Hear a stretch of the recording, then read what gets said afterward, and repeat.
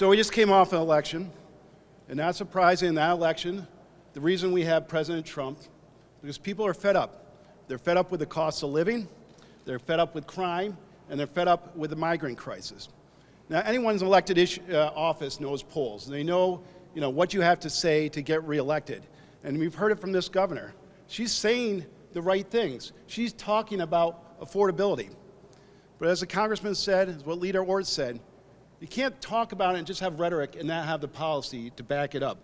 You can't say you're for affordability and then charge New Yorkers $9 to drive in New York City. You can't say you're for affordability and then pass environmental policies that are going to raise utility bills on all New Yorkers. You can't say you're for affordability and then take money from everybody and then give it back to a few people and call it an inflation refund. We need true policies that are going to help put money back in the pockets of New Yorkers and make the cost of living in New York more reasonable. So far, I haven't heard it from the governor. I haven't heard those policies being stated by either of the majorities. Crime. Crime was a big issue in this election, rightfully so.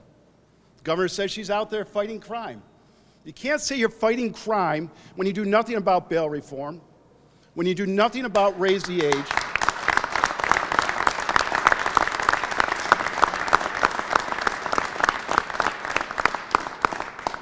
In fact, you've passed policies and advocate for policies, take parole. You're making the situation worse. And you can't say the subways are safe. You can't say the subways are safe and then have the same day have a tragic time when the person was burned on the subway. In my mind, that's not fighting crime. As Leader Ward talked about too, the migrant crisis.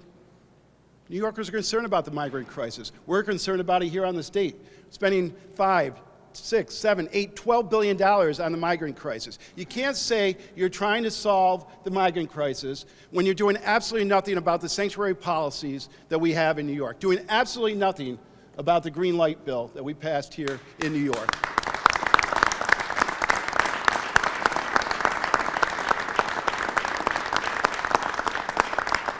So I know our conference, I know the Senate Republicans, I know Congressman Lawler, because we have a record of doing it. We're willing to work in a bipartisan manner.